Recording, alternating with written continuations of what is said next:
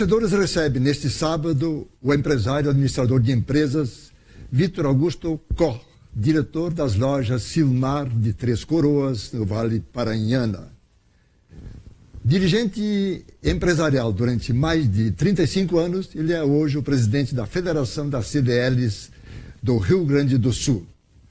Mas como a proposta desse programa é mostrar mais o lado pessoal, menos conhecido, a pergunta óbvia é a seguinte: Vitor, você nasceu dentro da loja, porque é mais jovem do que a loja. Verdade. Alegria em estar participando do programa, Afonso, e tenho um apreço muito especial por ti. Já viajamos junto para a Europa, para a Alemanha especialmente. E é verdade, a loja foi fundada no dia 10 de março de 1959 e eu nasci em 63, lá no dia 17 de fevereiro. Então, realmente, o meu nascimento, logicamente que foi no hospital, mas há possibilidades de ter sido fabricado lá dentro do negócio. Mas na infância frequentou muito a loja, certamente. É verdade. Inclusive deve ter ajudado em alguma coisa. Né? É verdade. A gente, praticamente a mãe e o pai cuidavam da gente dentro da loja, que na época era um pequeno armazém e que depois se transformou num supermercado. Enfim, é uma história que iniciou lá em 1959, meu pai comerciante, minha mãe também. E eu iniciei muito cedo, realmente, Afonso. Com 11 anos já, eu passei a trabalhar em turno integral, ou seja, o dia todo, porque no interior tinha uma facilidade. Também se iniciava muito cedo os estudos. Eu iniciei na primeira série naquela ocasião, com 5 anos de idade. Então, quando tinha 11, eu já fui para a sexta série, como era naquela época a organização da educação.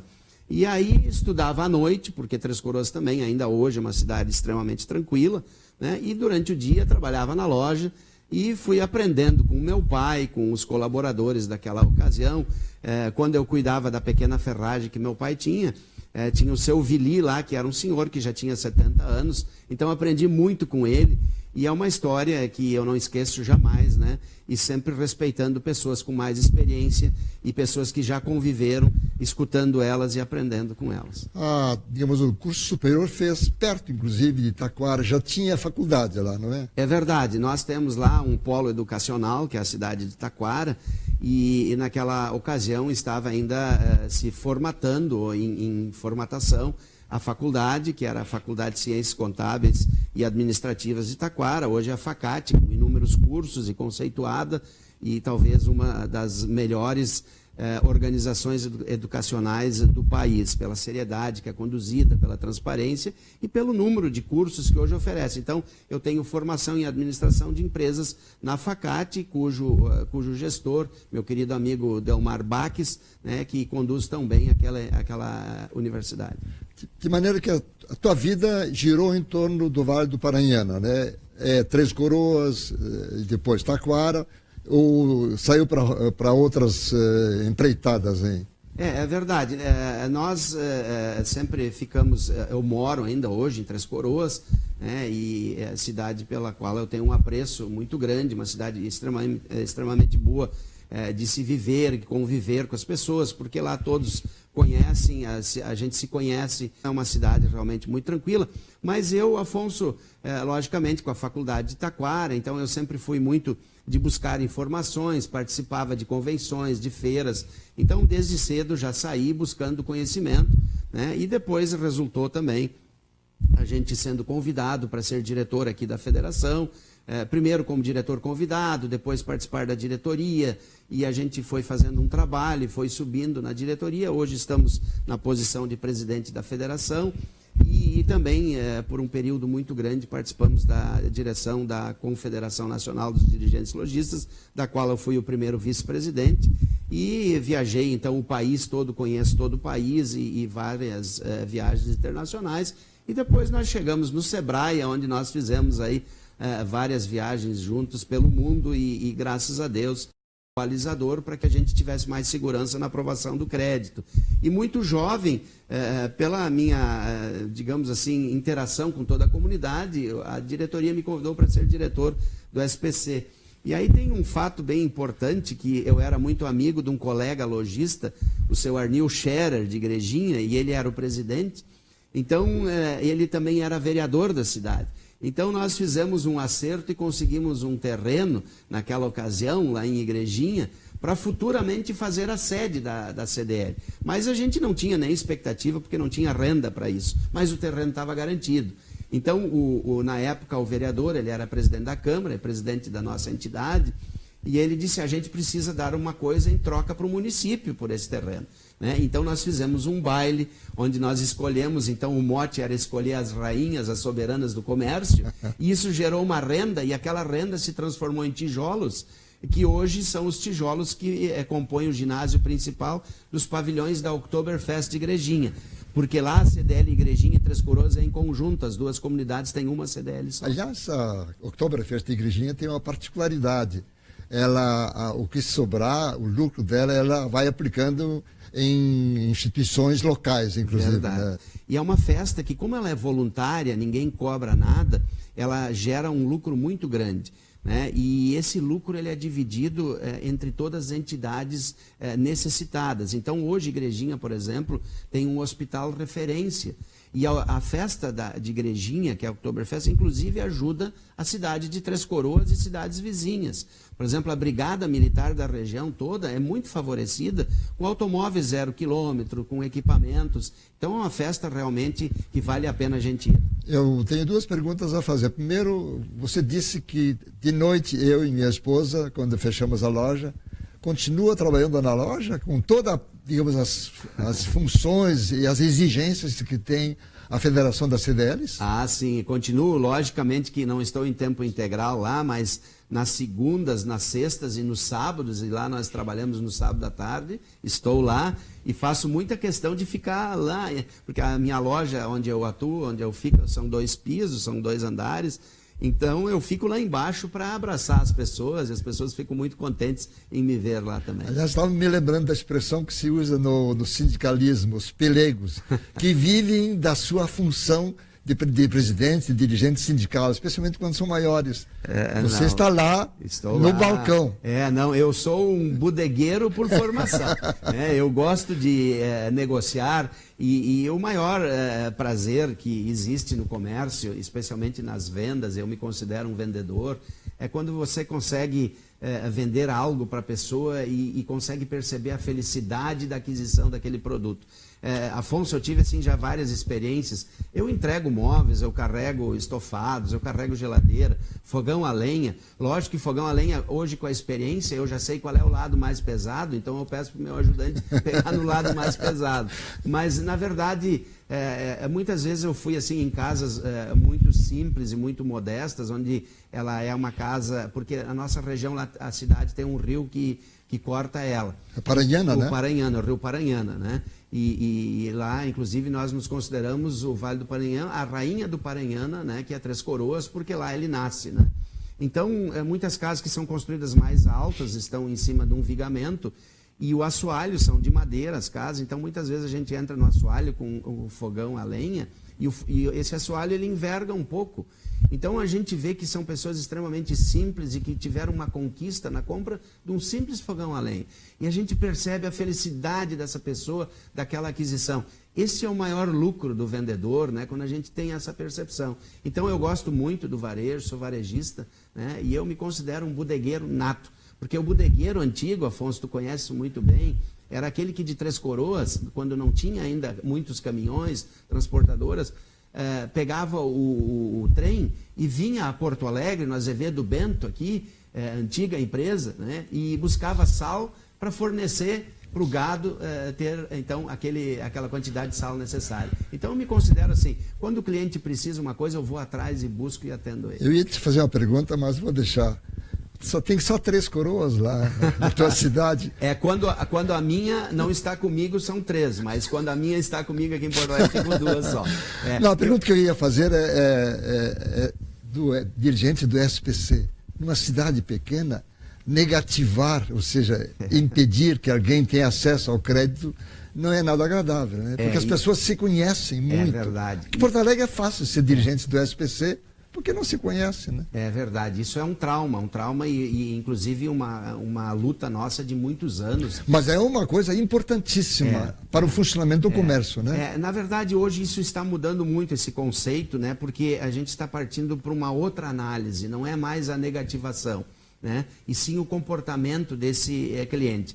Uma é pela organização da sociedade, porque muitas vezes o que acontece, Afonso?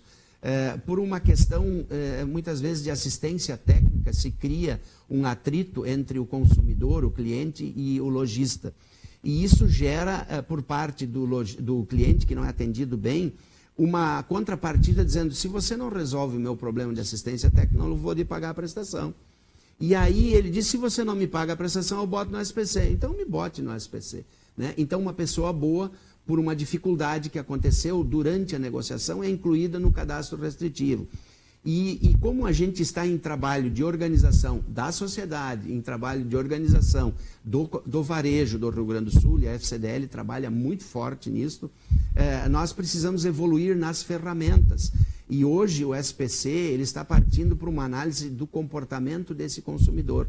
Porque muitas vezes esse cliente que teve aquele atrito foi incluído, mas ele compra de 100 lojas e 99 ele paga certo em dia. Só naquele que deu atrito ele não pagou. Claro. Então não é do nosso direito, e inclusive não é uma análise inteligente, e é, digamos assim, um impedimento do mercado desse consumidor continuar comprando. Então se analisa pela probabilidade de pagamento, ou seja, um cadastro positivo que forma um ranking dele, né, um score dele, que ele paga sempre bem. Então, a possibilidade desse cliente que teve atrito de pagar uma conta é de 99% e 1% risco. Quer dizer, o que tem 1% de risco, dá para se dizer, né, Afonso, porque não tem risco. Obviamente, isso. Né? Então, isso que está mudando bastante. A sua experiência, e longa experiência, e a continuada experiência, lhe acreditaram, inclusive, mas embora isso fosse, digamos, fizesse parte da estrutura do SEBRAE local, a ser durante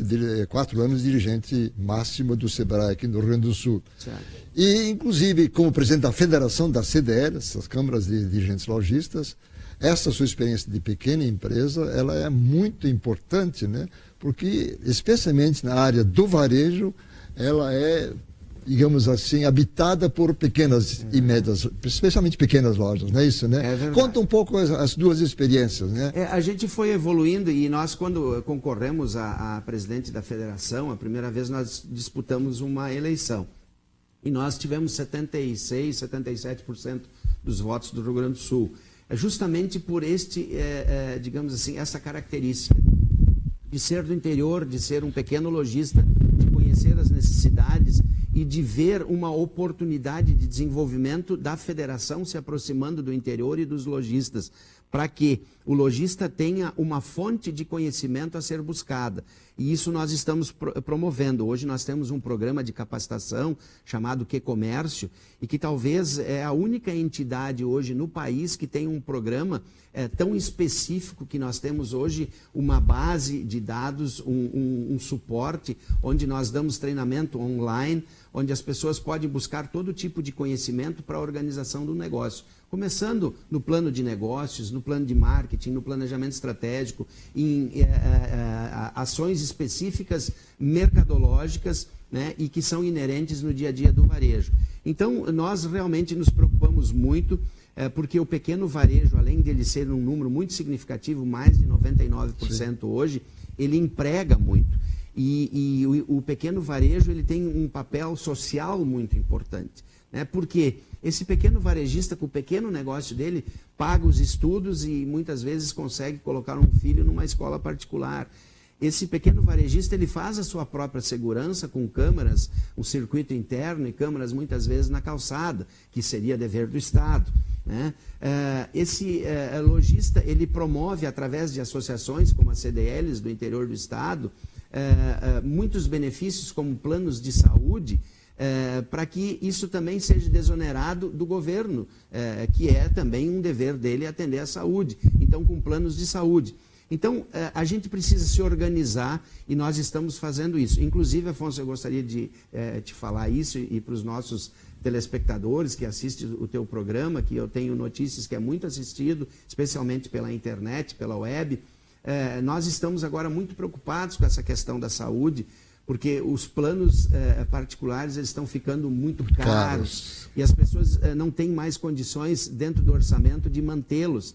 E nós vimos aí no ano passado que foram quase 3 milhões de pessoas que deixaram de ter um plano de saúde.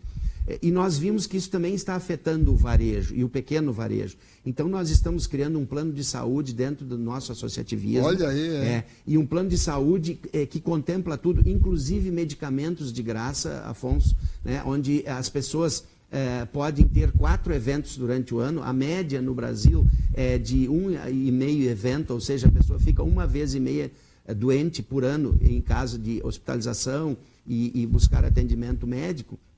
Então, 4 eventos, o medicamento é de graça. E nós temos também grupos que são, por exemplo, diabéticos, hipertensos, que podem entrar nesse nosso plano de saúde e recebem o remédio em casa com o desconto do laboratório, não da farmácia, do laboratório direto. Então, uma semana antes de terminar o medicamento, o correio já vai entregar gratuitamente esse remédio na casa dessa pessoa que está naquele grupo de hipertenso ou diabético, né, com desconto de 40%. E o próprio plano de saúde, nós fizemos um convênio com uma operadora de cartões de crédito, com um juro baixo, que nós sempre defendemos isso, né? Sim. Com um juro mais baixo e com um limite de crédito também aprovado. Então, criar condições para o varejo, né, poder dar um tratamento digno aos seus colaboradores. Inclusive, né, o Vitor, é uma forma também mais eficiente de aplicação de dinheiro na área social, que todos os lojistas, de alguma forma, são, digamos, solicitados a contribuir socialmente. Exato. Só que, às vezes, há a dificuldade de que esse dinheiro chegue exatamente para solucionar um problema diante de uma necessidade concreta das pessoas, né? Lá, assim, nós temos um exemplo claro disso, Afonso. Por exemplo, nós temos o sindicato dos comerciários. O sindicato dos comerciários é em Taquara. Muito bem gerido, muito bem controlado, mas ele engloba várias cidades. E todos os colaboradores do comércio pagam um imposto sindical, pagam uma contribuição sindical.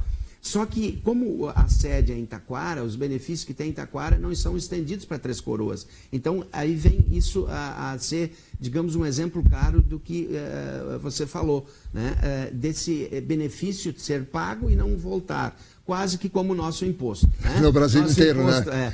Ele vai e fica em Brasília 58%, 24% no estado e 18% só no município, onde acontecem as coisas. Né? Então nós defendemos que tem que mudar muita coisa, especialmente essa matriz tributária, a Constituição no país. E esses benefícios é o objetivo e é do dever de uma instituição como a Federação das CDLs e das CDLs se preocuparem com os seus associados, que são os lojistas, mas também com seus colaboradores. Esse nosso plano de saúde, Afonso, ele é para o dono da loja, para o filho do dono da loja, para o colaborador e ainda para o parente em primeiro grau. Por exemplo, se eu sou funcionário da loja, eu posso estender isso para minha esposa, para o meu filho, para minhas 2 filhas, né? Posso estender isso, se meu pai estivesse vivo, eu poderia estender para ele e para minha mãe também. Até parente de primeiro grau pode ser estendido. E o custo disso? Muito barato. O plano total mais caro, que tem tratamento odontológico, que tem cartão de crédito, que tem medicamento de graça, que tem todo o plano de saúde, tanto ambulatorial como hospitalar, internação, a pessoa com 59 anos atinge o máximo do valor, que é R$ 434 por mês. A condição para se entrar nesse plano é que tem que ser sócio da CDL ou da Federação das CDLs aqui do Rio Grande do Sul. Se pagasse um plano particular, especialmente um dos melhores, né, custaria 4 vezes mais no mínimo, né? Eu acho que mais de R$ 1.000 no mínimo para uma pessoa de 59 anos. Eu tenho experiência disso pessoal, né? Exatamente isso, né? É muito caro. Eu também tenho o plano ainda de uma operadora e eu pago para meus 3 filhos, a minha esposa, eu pago R$ 1.400 também por mês, e que é muito pesado, muito pesado. Tudo isso, digamos, que a federação faz, chega efetivamente na base, nas CDLs, hein? Chega na base das CDLs. Por exemplo, a questão da capacitação, que eu acho que é uma coisa importantíssima, especialmente no interior, mais do que nas grandes cidades. Né? Na verdade, esse é um problema cultural, Afonso. A gente chega nas cidades, mas muitas vezes o lojista não percebe a necessidade de controle do seu negócio. Por quê? Porque o lojista, o comerciante, ele trabalha muito, ele é o operador e muitas vezes ele não conhece aquele papel de estrategista, ou seja, de sair de dentro do negócio dele, de dentro da loja dele, ir para o outro lado da rua, parar na calçada e olhar a loja dele, analisar o que está acontecendo e analisar o mercado onde ele está atuando. Então é uma dificuldade que a gente tem, mas nós estamos quebrando um paradigma, levando uma cultura de organização para todos os lojistas do Rio Grande do Sul, através do QComércio. Então, é uma dificuldade inicial, como é uma dificuldade iniciar um programa que nem o seu, como é iniciar uma TV, que nem a TVU, como iniciar qualquer negócio. Mas nós temos persistência, somos resilientes e estamos determinados a levar a cultura. Hoje nós temos já mais de 1.500 empresas dentro do programa QComércio, mais de 7.000 colaboradores treinados e capacitados. Então, nós estamos firmes no propósito da qualificação do comércio no Rio Grande do Sul. Agora, tudo isso exige um grande sacrifício da sua parte, né? O senhor tem uma loja pequena, já teve até uma rede de lojas, né? Que sofreu com isso, pelo menos transitoriamente, sim, né? Na verdade é uma dedicação e em qualquer cargo, né? Por exemplo, hoje vamos ver a situação do governador Sartori. Se o governador Sartori, com o conhecimento e a experiência dele, fosse um empresário, estaria ganhando muito dinheiro, muito dinheiro. Mas ele se determinou a buscar uma governança para o estado do Rio Grande do Sul. Então, quando a gente está no papel de líder, a gente tem que esquecer o lado empresarial, ou seja, o financeiro, o econômico, né? Para buscar um propósito maior. Porque quanto mais organizados estiverem os meus colegas lojistas, melhor será o meu negócio.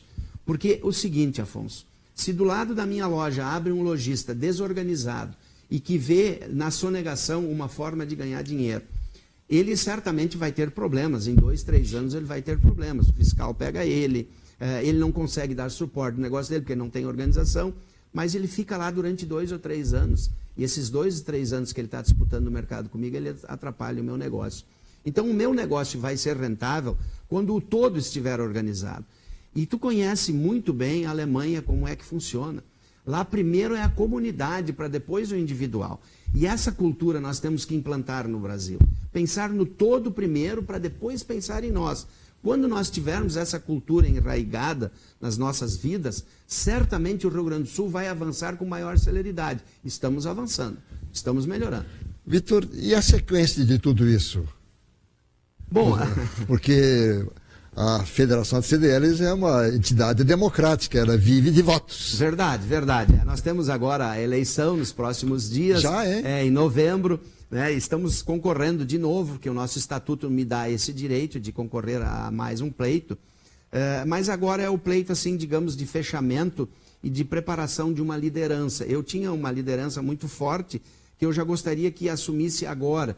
Mas essa liderança, ela é inclusive da fronteira de Uruguaiana, o nome dele é Jorge Prestes Lopes, é um cidadão com muita experiência, um comerciante ativo, próspero, mas ele foi secretário de desenvolvimento da prefeitura de Uruguaiana e ele não conseguia estar ao meu lado para me acompanhar nas viagens pelo Rio Grande do Sul e nos processos de gestão da federação.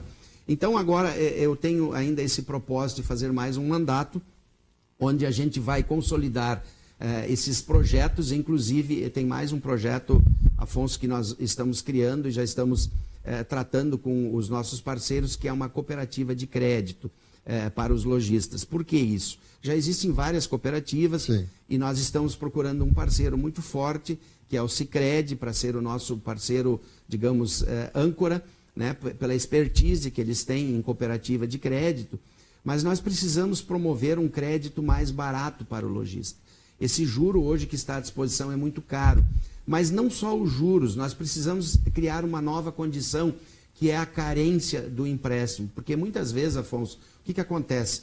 O lojista vai lá tomar um empréstimo no banco, na instituição financeira, e ele pega esse valor e para fazer uma reforma na vitrina dele, ou na loja dele, ou ampliar a loja dele, quando ele começou os trabalhos, ele já precisa pagar a primeira prestação. Ou seja, aquele investimento ainda não começou a gerar retorno e ele já tem que devolver o dinheiro. E isso gera uma quebra no fluxo de caixa, né? Então, é uma das metas que nós temos aí pela frente. E depois encerramos e voltamos para Três Coroas. Falando em encerrar, Vamos encerrar o programa também. Uma pena, porque queria mais coisas para a gente verdade. conversar. Eu agradeço a sua presença aqui. Vitor Augusto Ocó, presidente da Federação das CDLs do Rio Grande do Sul. E aí, agradecendo também, e de modo especial, a audiência deste programa, prometendo estar de volta sempre aos sábados à noite, às 22h30, com uma nova história de sucesso. Muito obrigado e tchau!